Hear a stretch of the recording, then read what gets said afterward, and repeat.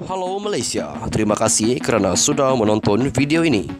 Sebelum kita bermula, sila pertimbangkan untuk tekan butang subscribe, like dan share. Berita perkembangan politik semasa dalam negara, perkembangan negara dan semuanya ada di dalam channel ini. Terima kasih kerana sudah menonton. Hai halo Malaysia, selamat petang tuan-tuan dan puan-puan. Terima kasih kerana anda masih terus setia berada di dalam channel Elvino ASTV. Jangan lupa untuk tekan butang subscribe, like video ini dan jangan lupa untuk tekan butang share. Tuan-tuan dan puan-puan, hari kemarin Najib memohon untuk penyemakan semula kesnya. Tetapi sebaliknya yang berlaku, Najib kekal dalam penjara. Mahkamah tolak permohonan semakan semula.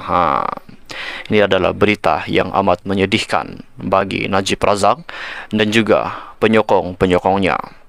Datuk Seri Najib Razak kekal menjalani hukuman penjara bersabit hukuman penjara 12 tahun serta denda kerana menyeleweng RM42 juta ringgit dana SRC Internasional Sendirian Berhad. Najib gagal dalam permohonan untuk menyemak semula sabitan dan hukuman penjara selepas Mahkamah Persekutuan menolak permohonannya dalam keputusan majoriti 4-1 hari ini. Keputusan majoriti itu dibacakan oleh Hakim Mahkamah Persekutuan Datuk Vernon Ong Lam Kiat. Hakim Besar Sabah Sarawak Datuk Abdul Rahman Sebli yang mempengerusikan panel 5 hakim itu membuat keputusan bertentangan. Anggota panel lain ialah Hakim Mahkamah Persekutuan Datuk Rodzaria Bujang dan Datuk Nordin Hassan serta Hakim Mahkamah Rayuan Datuk Abu Bakar Jais.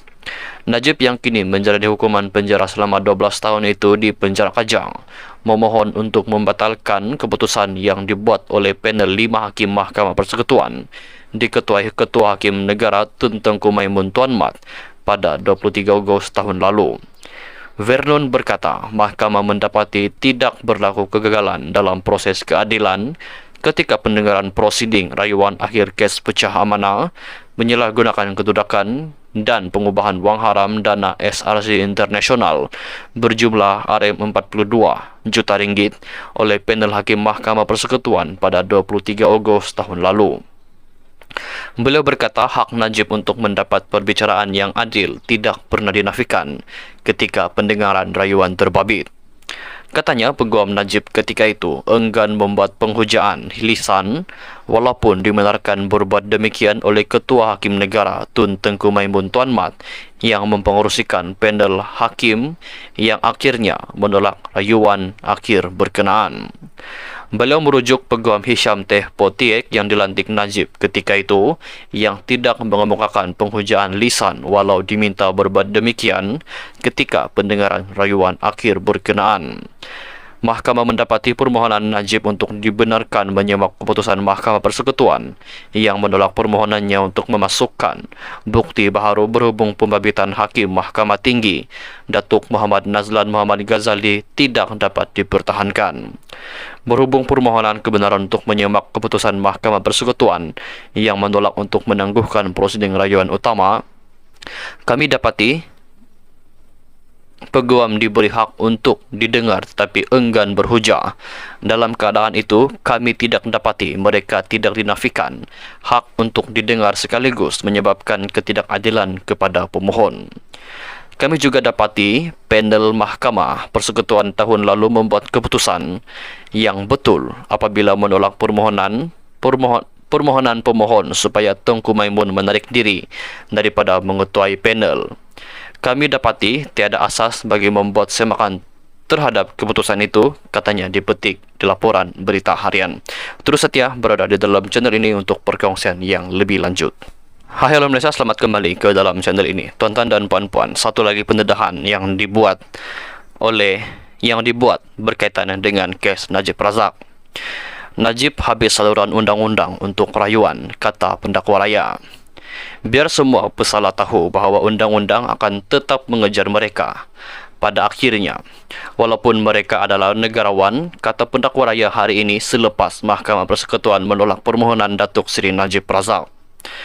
Pada sidang media selepas perbicaraan hari ini, yaitu bersamaan dengan 31 Mac 2023, hari kemarin, pendakwa raya ad hoc Datuk V. Sitambaram cuba menyampaikan mesej pendakwaan dalam kes SRC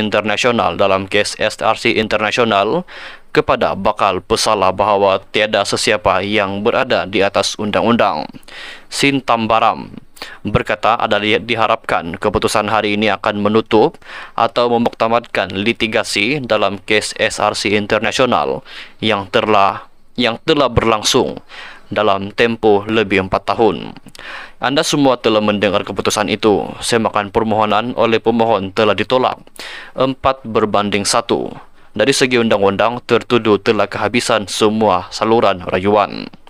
Keputusan Mahkamah Persekutuan ini juga merupakan kebenaran bahawa pertuduhan terhadap Najib adalah kukuh dari segi undang-undang dan tidak bermotifkan politik oleh pihak pendakwaan, katanya kepada pemberita di Istana Kehakiman di Putrajaya.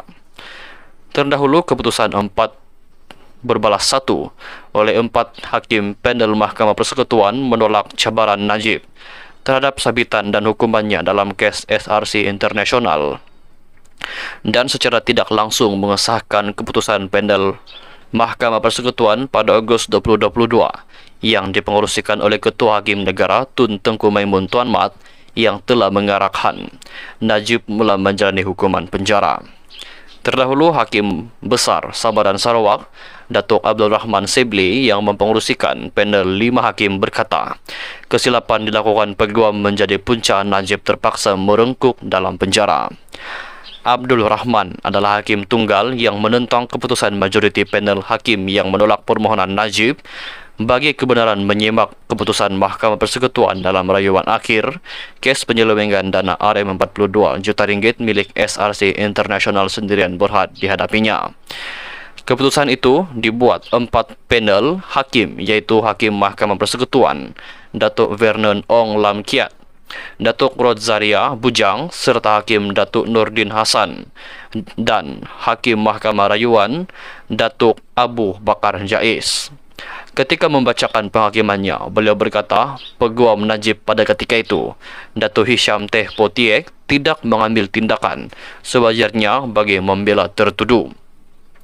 Keputusan hari ini bermakna Najib mesti kekal dalam penjara Kajang di mana beliau telah menghabiskan masa 7 bulan sejak daripada tahun lalu. Apabila ditanya tentang cara lain Najib boleh membuat permohonan semakan semula, Sitambaram berkata, secara sah, ia mungkin tetapi tidak mungkin.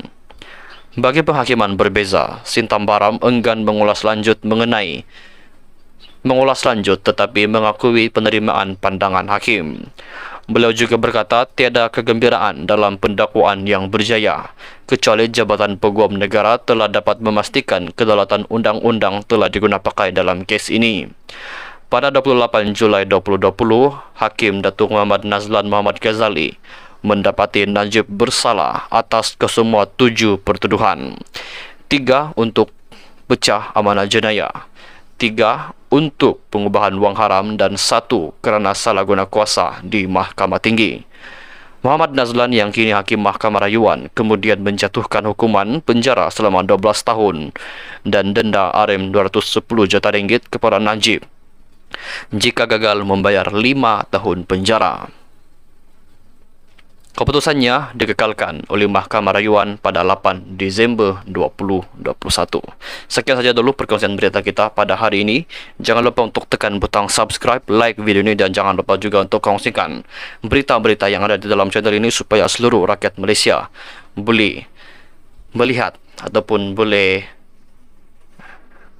mengetahui update terkini berkaitan dengan perjalanan dan juga kronologi kes Najib Razak. Sekian saja dulu perkongsian untuk hari ini. Kita jumpa lagi di video yang seterusnya. Jangan lupa untuk tekan butang subscribe. Kita jumpa lagi di video seterusnya.